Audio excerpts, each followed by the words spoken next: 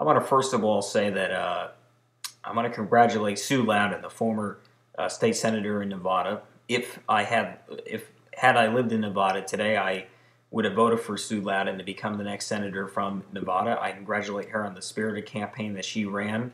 I think that she won a lot of voters because of her smaller government ideas and her unlimited qualifications to become the senator. And though she certainly was my candidate, and despite that, I want to congratulate former Assemblywoman Sharon Angle on becoming the Republican nominee for the United States Senate. We're going to beat Harry Reid in this election. We're going to stop him from passing cap and trade, government-regulated health care, and from closing down Guantanamo. Harry Reid is a pessimist. He believes that the war in Iraq was lost even as we were winning. Sharon Angle is an optimist who will fight for fiscal responsibility, and though had I lived in Nevada, she would not have been my choice today, she certainly would be my second choice going into this election, and therefore would be my first choice in November. So I congratulate Sharon Angle.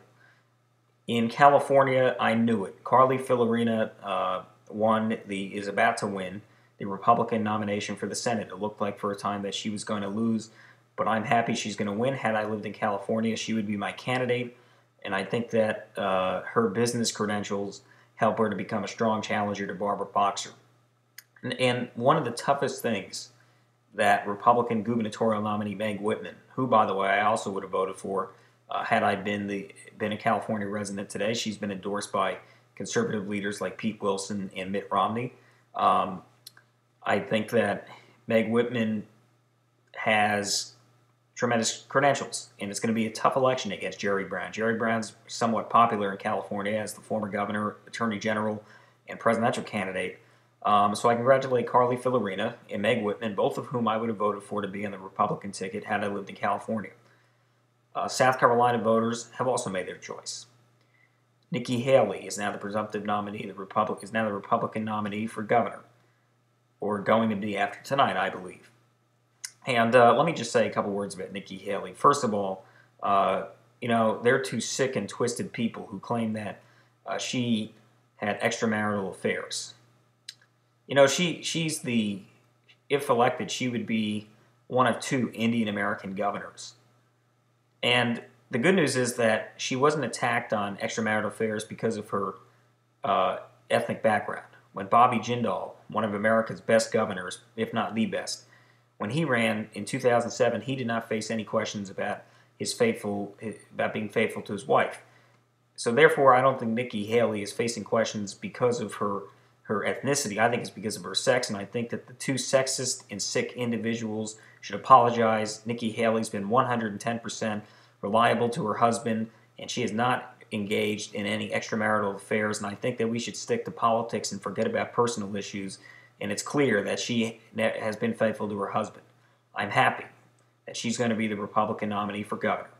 And I can understand why these two sickos wanted to, say that they had affairs with her. She's smart, she's attractive, she's articulate, and I think she'll do a great job as governor. And I don't often speak about gubernatorial elections, but I'll make an exception in this case and in the California case as well. Nikki Haley's been endorsed by Mitt Romney, the former governor of Massachusetts. Romney helped elect her, and I nominate her, and I hope that she helps Romney in the South Carolina primary in 2 years. I also want to congratulate the voters in the great state of Arkansas. I'm glad that even though our party, the Republicans, didn't have a primary today, I'm glad that they got out and voted and participated in a critical part of American democracy.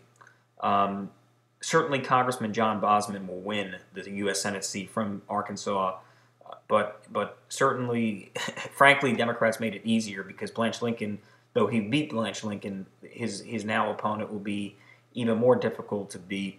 Less difficult to beat, and I'm happy because of that. I'm happy because of the results. For the most part, I'm happy about the results that happened today. Our democracy is strong and vibrant. One of the candidates, two of the candidates who I would have voted for, most of the candidates who I would have voted for, which today, had I lived in the states they were running in, Fiorina, Whitman, and Haley, I would have been happy.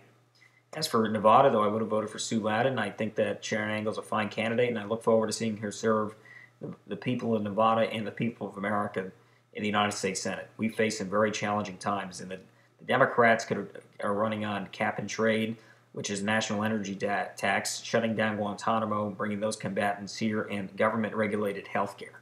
And I don't think that message is very popular right now.